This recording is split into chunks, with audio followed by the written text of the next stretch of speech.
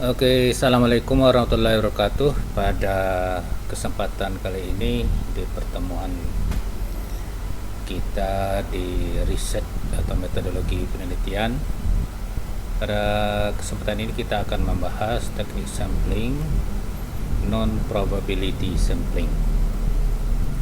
Pertemuan sebelumnya kita telah membahas tentang probability sampling, dan saat ini kita akan diskusikan, bahas bersama-sama tentang non-probability sampling. Nah, yang dimaksud dengan teknik non-probability sampling itu di mana anggota populasi tidak punya kesempatan yang sama untuk terpilih menjadi sampel. Jadi peluang untuk menjadi sampel itu tidak sama masing-masing anggota populasi itu. Jadi ada yang punya peluang lebih besar, dan bahkan ada yang tidak punya peluang sama sekali untuk jadi sampel. Nah, teknik probability sampling ini ada beberapa jenis, dan kita akan bahas satu persatu. Yang pertama yang disebut dengan consecutive sampling. Nah, consecutive sampling ini kalau dibandingkan dengan teknik-teknik yang lain dalam non-probability sampling, consecutive sampling ini lebih mendekati dengan teknik probability sampling. Kenapa? Ini kita coba bahas. Yang dimaksud dengan consecutive sampling itu pengambilan sampel yang memenuhi kriteria inklusi dan eksklusi diambil secara berurutan sampai rentang waktu tertentu sampai terpenuhinya jumlah sampel yang diinginkan. Nah, pengambilan consecutive sampling ini ya lebih dominan itu biasanya di tempat pelayanan kesehatan ya. Jadi pasien yang datang satu persatu, yang berobat ataupun yang dirawat, kemudian yang datang itu kita lihat apakah dia memenuhi kriteria inklusi dan eksklusi, maka itu yang diambil secara berurutan. Nah, akan lebih berkualitas atau lebih baik apabila pengambilannya dijeda aja misalnya, ya tidak diambil secara berurutan hari. Misalnya hari ini hari Senin diambil, kemudian istirahat 2 hari, Rabu diambil lagi secara berurutan ambil. Nah, maksudnya apa? Supaya anggota populasi yang lain memiliki kesempatan juga untuk menjadi sampel.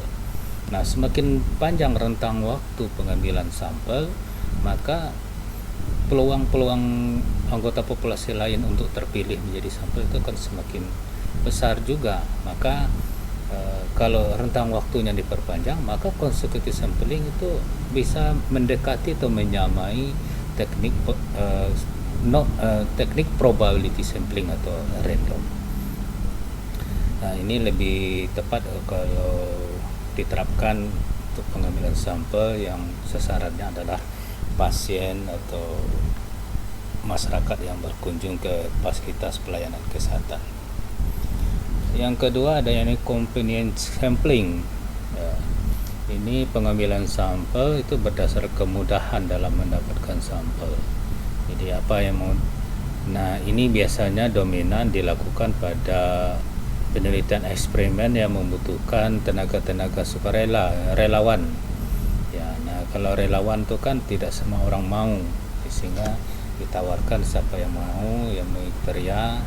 Nah, itu seperti saat ini ya, yang mau jadi relawan sukarelawannya uji coba vaksin, nah itu kan tidak semua orang yang mau, jadi ditawarkan siapa yang mau.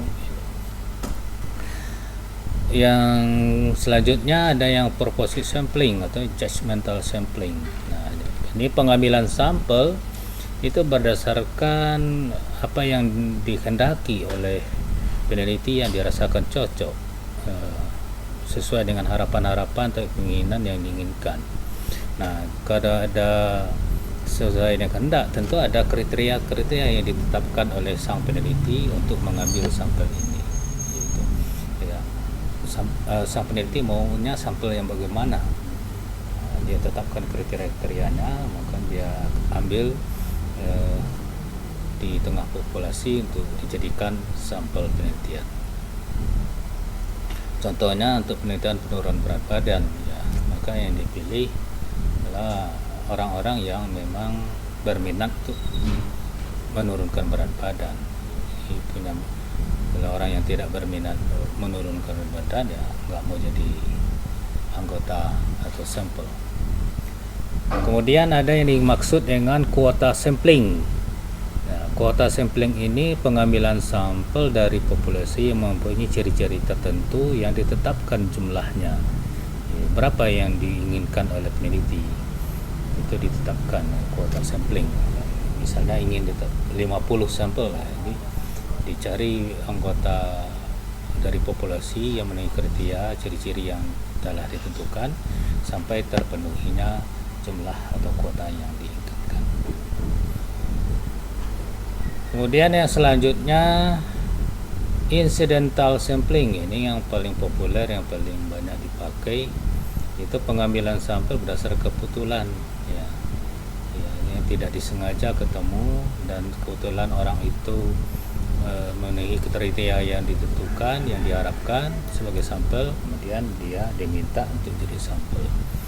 Nah, ini biasanya di tengah-tengah masyarakat ya mungkin agak sulit untuk menemukan sampel, maka teknik incidental sampling dipakai. Jadi kita tidak mencari secara spesifik, tapi kebetulan kalau ketemu sesuai dengan kriteria yang dibutuhkan, diminta untuk jadi sampel. Jadi kesulitan mencari, tapi kita ketemu secara tidak sengaja sesuai dengan ketentuan, ciri-ciri yang diharapkan, dan diminta jadi sampel, ya. Oke, itu selanjutnya ada yang disebutkan total sampling atau sampling jenuh. Ini sampling jenuh ini atau total sampling biasanya kalau jumlah populasinya kecil, biasanya diambil keseluruhan, ya. Misalnya 100, ya, dari 100 diambillah seluruhnya 100. Itu namanya total sampling atau sampling jenuh. Kemudian ada yang dimaksud dengan snowball sampling. Snowball itu bola salju. Kita tahu filosofi bola salju menggelinding dari kecil, makin lama makin jauh akan semakin besar. Jadi begitu juga yang dimaksud dengan pengambilan sampel dengan snowball sampling, ya, kita berawal dari 1-2 orang saja, ya. Kita ketemu atau mencari 1-2 orang sampel yang memenuhi kriteria yang dia inginkan. Kemudian dari 1-2 orang itu kita dapatkan informasi siapa-siapa saja yang memiliki kriteria yang sama yang bisa dijadikan sampel. Ya, dari 1 orang itu mungkin dia bisa memberikan informasi 2-3 orang. Jadi 2-3 orang tadi udah 6. Nah, dari 6 orang lagi nanti mungkin memberikan informasi masing-masing 3, udah berapa? 6 kali 3 18. Udah 18. Itu makin lama makin besar. Nah, ini juga biasa diterapkan di masyarakat, ya. Terutama kita yang tidak mengenal karakteristik wilayah tertentu, ingin melakukan penelitian pada daerah tertentu, ya mungkin kita tidak butuh mengenal masyarakatnya, ya. Maka lebih tepat pakai snowball sampling, ya. Kita berharap bertemu 1-2 orang, dari 1-2 orang itu kita minta informasinya siapa saja orang-orang di sana yang memiliki kriteria yang sama yang bisa dijadikan sampel, sehingga memudahkan kita mendapatkan sampel sesuai dengan jumlah yang diharapkan. Itu teknik-teknik pengambilan sampel yang masuk dalam kategori non-probabilistic sampling. Jadi non-probabilistic sampling, saya ingatkan lagi, kita simpulkan lagi bahwa pengambilan sampel di mana anggota populasi tidak punya peluang yang sama untuk terpilih menjadi sampel. Jadi ada yang peluangnya lebih besar, ada yang peluang lebih kecil, ada yang peluang lebih, atau bahkan tidak punya peluang sama sekali.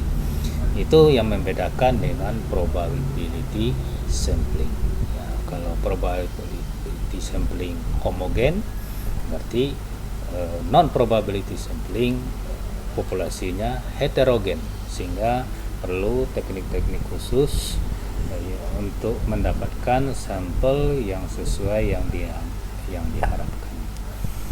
Demikian penjelasan tentang teknik sampling non-probability, mudah-mudahan bisa dipahami. Mohon maaf apabila ada kurang, dan diskusi bisa dilakukan lewat ruang komentar. Terima kasih. Assalamualaikum warahmatullahi